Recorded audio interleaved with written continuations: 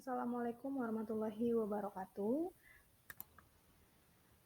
Pada kesempatan kali ini, kami dari kelompok 1 yang berperan sebagai guru akan memaparkan problematika dan solusi implementasi UBD. Dalam hal ini, kelompok kami akan berperan sebagai guru. Seperti yang kita ketahui bersama bahwa understanding by design merupakan pengembangan yang memiliki strategi alur terbalik atau backward design dengan 3 tahapan fase. Tahapan pertama yaitu menentukan hasil yang ingin dicapai oleh peserta didik, kedua menentukan bukti penilaian dari pencapaian tersebut, dan terakhir menciptakan alur pembelajaran yang dapat mencapai hasil yang diharapkan. Karena understanding by design merupakan pendekatan pengembangan kurikulum yang cukup baru, maka understanding by design bisa saja memiliki beberapa problem yang akan muncul ketika pendekatan ini diimplementasikan di dalam pendidikan Indonesia. Ada beberapa masalah yang menjadi highlight dari kelompok kami. Yang pertama adalah guru tidak memiliki banyak referensi sebagai studi banding dari perangkat yang sudah dikembangkan. Understanding by design belum banyak diimplementasikan pada sekolah negeri di Indonesia, sehingga guru tidak memiliki banyak referensi yang dijadikan sumber acuan dalam mengembangkan pembelajaran dengan strategi understanding by design. Oleh karena itu, guru harus memiliki pemahaman mendalam dan konsep yang kuat terkait dengan prinsip pengembangan dengan pendekatan UBD. Kemudian poin kedua adalah menentukan hasil yang diharapkan dari peserta didik di akhir pembelajaran memerlukan analisis mendalam terkait dengan karakteristik peserta didik karena harus menyesuaikan dengan kebutuhan dan minat dari peserta didik sehingga pemahaman yang mereka dapatkan mampu ditransfer secara utuh dalam kehidupannya ke depan. Poin yang ketiga adalah perancangan penilaian dalam UBD yang terdiri dari 6 aspek membutuhkan waktu yang lama karena guru harus mampu menciptakan bukti penilaian yang memperlihatkan pemahaman dari peserta didik. Problem yang keempat adalah dalam mendesain pembelajaran, kegiatan dan penilaian yang dirancang oleh guru tidak hanya berfokus pada pengetahuan dari peserta didik, tetapi juga skill atau kemampuan apa yang didapat oleh peserta didik untuk memudahkan kehidupannya setelah dia mempelajari particular material. Poin selanjutnya adalah guru tidak bisa menjadikan buku paket atau LKS sebagai sumber utama dalam pengajaran, sehingga dia harus mendesain modul ajarnya sendiri mulai dari materi, LKPD atau worksheet, dan semua perangkat yang diperlukan dalam proses pembelajaran.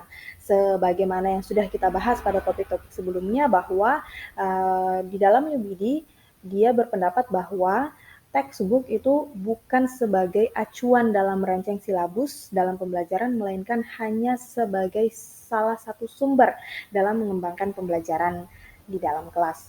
Kemudian poin keenam adalah membutuhkan waktu yang lama dalam menyelesaikan satu pokok bahasan, karena guru harus memastikan pada setiap peserta didik sudah dapat membangun pemahaman yang mendalam terkait dengan materi yang disampaikan. Oleh karena itu, di dalam understanding by design, guru diharapkan mampu mengeliminasi pembelajaran-pembelajaran yang sekiranya tidak dibutuhkan oleh peserta didik.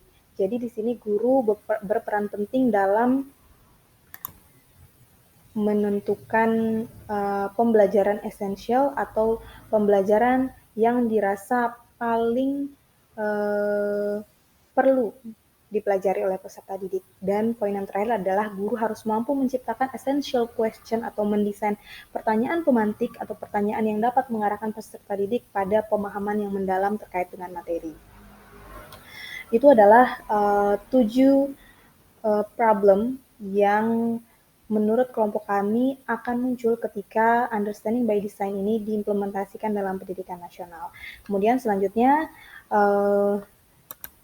kelompok kami memandang bahwa understanding by design ini merupakan suatu pendekatan yang cukup baik sehingga sebaiknya kita mencari solusi terbaik ketika ingin melaksanakan atau mengimplementasikan strategi atau pendekatan ini di dalam pendidikan di Indonesia.